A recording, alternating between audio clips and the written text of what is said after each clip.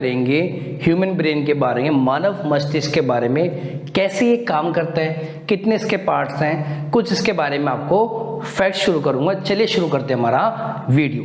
देखो यार, ब्रेन की बात है। जब भी तुम घर में देखते हो, आपके घर वाले कहते हैं हर चीज़ में दिमाग लगाया कर। कहीं पे भी सुनते हो कि कहा जाता है कि यार दिमाग लगा के चीज़ें करनी है, दिमाग लगा के चीज़ें करनी है। एक बात देखो, आपको हर जगह दिमाग नहीं लगाना, आपको हर जगह दिमाग लगाना, आपको कुछ स्पेशल चीज़ों पे दिमाग लगाना है जो कि आपका टैलेंट है। एग्जाम्पल मैं समझूँ, मान लो कि तुम कहीं 20 लाख की गाड़ी से उतर रहे हो, ठीक है, 20 लाख की गाड़ी में घूम रहे हो आप, आपको धनिया वाले सब्जी लेने जाते हो और वहाँ पे आप 5 रुपये का धनिया मांग रहे हो। तो ऐसा दिमाग लगा के फ़ायदा नहीं कोई कि आपने बोला यार मैंने 5 रुपये का धनिया बचा लिया। या फिर तुम रिक्शे वाले के पास जा रहे हो, रिक्शे वाले के साथ तुम 10 मिनट की बहस कर रहे हो 5 रुपये कम कराने के लिए। ऐसे दिमाग का कोई फ़ायदा नहीं। स्कूल में तुम पर्चियाँ लेके जा रहे हो, चीटिंग करके आ रहे हो, बहुत खुश हो रहे हो कि यार मैंने पर्ची से कर लिया और मेरे नंबर ज़्यादा। ऐसे दिमाग का कोई फ़ायदा नहीं मेरे भाई। लाइफ में छोटी छोटी चीज़ों से खुश नहीं होना, लाइफ में बड़ी के लिए एक्सेल करना है। अब आप देखोगे लाइफ में कौन कौन से ऐसे एग्जाम्पल है लिविंग कि लोगों ने दिमाग लगा के कुछ स्पेशल चीज़ों पे दिमाग लगाया। सब जगह दिमाग नहीं लगाया, कुछ स्पेशल चीज़ों में। मैं बात करूँ एल्बर्ट आइंस्टाइन की, गॉड ऑफ फिजिक्स कहा जाता है। एल्बर्ट आइंस्टाइन तो यार इतने डम थे और चीज़ों में, वो सिर्फ फिजिक्स उनकी सबसे बेस्ट थी। उन्होंने फिजिक्स पे ध्यान दिया कि वो डेट्स भी भूल जाते थे, उनको अपना फ़ोन नंबर तक याद नहीं रहता था उनका अपना फ़ोन नंबर क्या है। तो सोचो कि उन्होंने खाली फिजिक्स पर ध्यान दिया।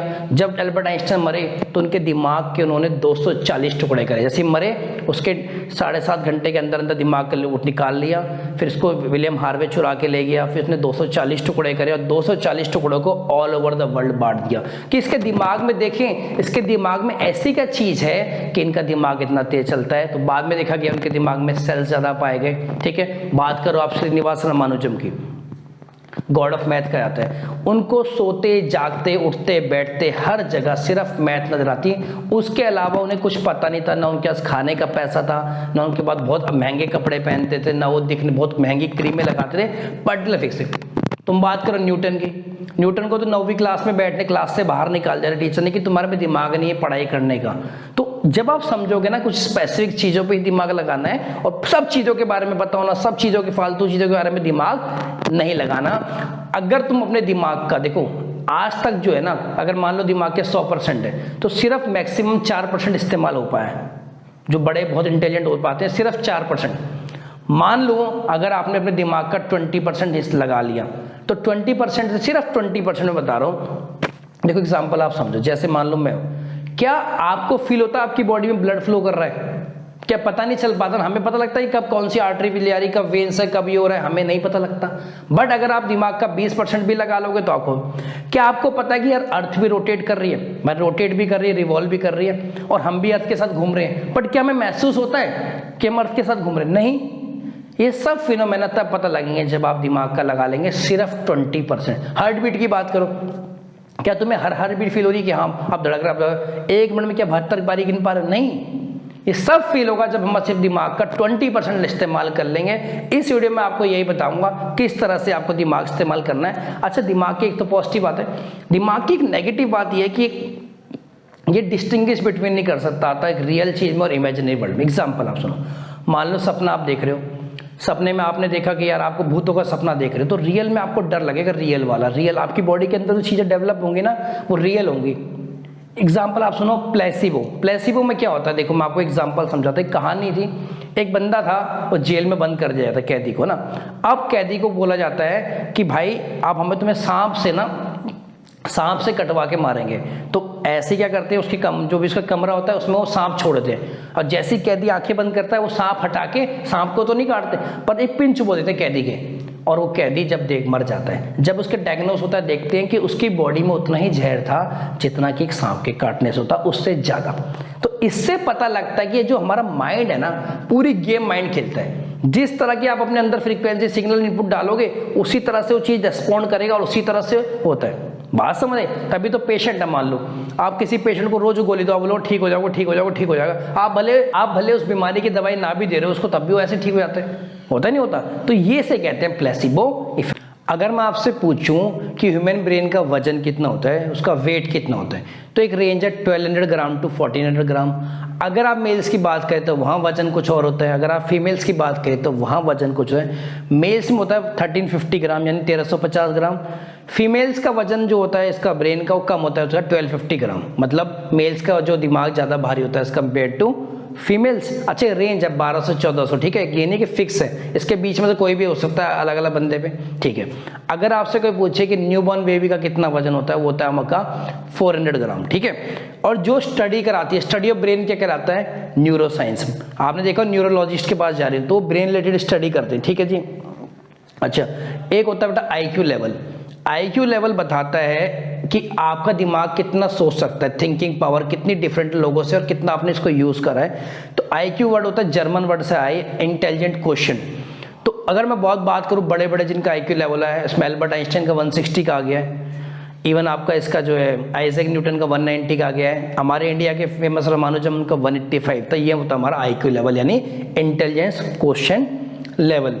अगर आपसे मैं पूछूं कि लार्जेस्ट ब्रेन किसका है, किसी भी एनिमल का किसका है, तो लार्जेस्ट ब्रेन बेटा होता है स्पर्म व्हेल का, और इसका वजन करीबन होता है 9 किलो का इनका ब्रेन होता है।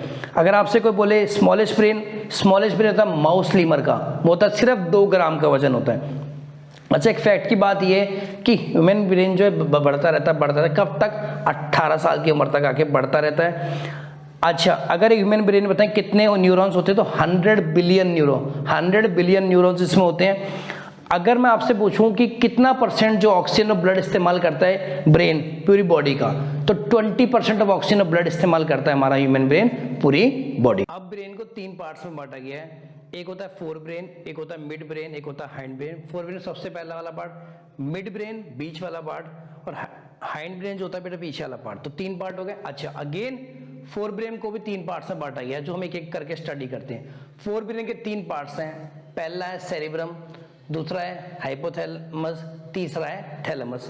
सबसे पहले हम स्टडी करेंगे फोर ब्रेन के सेरिब्रम को। सेरिब्रम की बात करूं सबसे बड़ा पार्ट है, मतलब 66% पार्ट ऑफ ब्रेन कौन करता है, सेरिब्रम।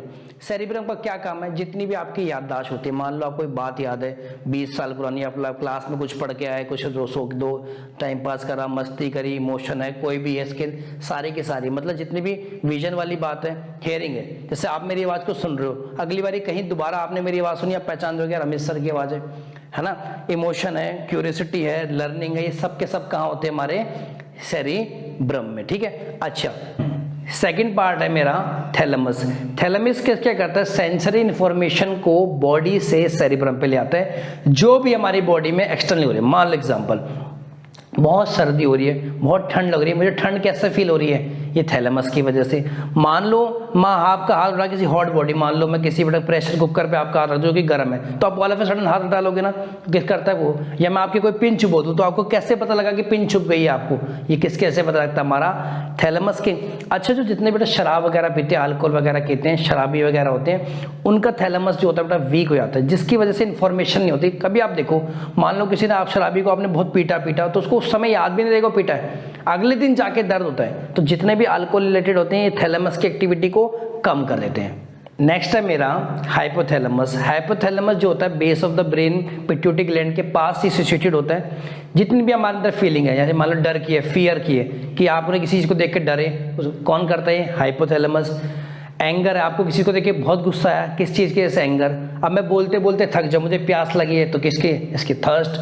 जितने भी हमारे डिजायर होते हैं सबके सब कितने ज़्यादा फीलिंग्स कहते हैं, वो सबकी बस किस वजह से आती हैं, हाइपोथैलेमस की वजह से आती है। मेल्स में हाइपोथैलेमस ज़्यादा एक्टिव होता है एज कम्पेयर टू फीमेल्स, इसलिए आप देखो मेल्स जो बहुत जल्दी लोगों से अट्रैक्ट हो जाते हैं, फीमेल्स उतनी जल्दी अट्रैक्ट नहीं होती है as compare to males. Second हमारा है मिड ब्रेन। मिड ब्रेन जो होता है हमारा फोर ब्रेन और हाइंड ब्रेन के बीच में होता है। मिड ब्रेन को 2 पार्ट्स में डिवाइड करते हैं, एक कॉर्पोरा, एक होता है सेरिबेले पेडंकल में। अब कॉर्पोरा होता है, देखो जो भी आप सुनते हो और देखते हो उसको सेरिब्रम तक कौन लेके जाता है, ये हमारा कॉर्पोरा, ठीक है।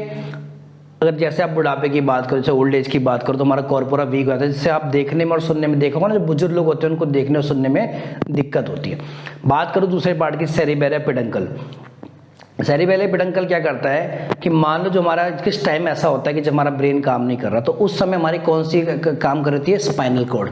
तो स्पाइनल कॉर्ड और ब्रेन के बीच में रिलेशन कौन स्टेब्लिश करता, हमारा सेरिबेलम पेडंकल। इसका काम क्या है, इसका काम ये भी है कि रिफ्लेक्स एक्शन जो होते हैं, रिफ्लेक्स एक्शन जो होते हैं, जैसे हमारे आपने किसी हॉट बॉडी को टच करा, तो आप सोचते थोड़ी ना, मान लो किसी हॉट बॉडी को टच करा तो एकदम हाथ हट जाता है ना, तो एकदम हाथ हटा लेते हो, तो रिफ्लेक्स एक्शन कहते हैं, उनको भी ये देखता है। थर्ड पार्ट है मेरा हाइंड ब्रेन, मैंने आपको बताया पीछे वाला सब बैक साइड ब्रेन। इसको 3 पार्ट्स में बांटा गया है, सेरिबेलम, मेडुला ऑब्लोंगेटा और पोन्स। सेरिबेलम की मैं आपसे बात करूँ तो सेरिबेलम क्या हमारा बॉडी का बेटा बैलेंस मेंटेन करता है।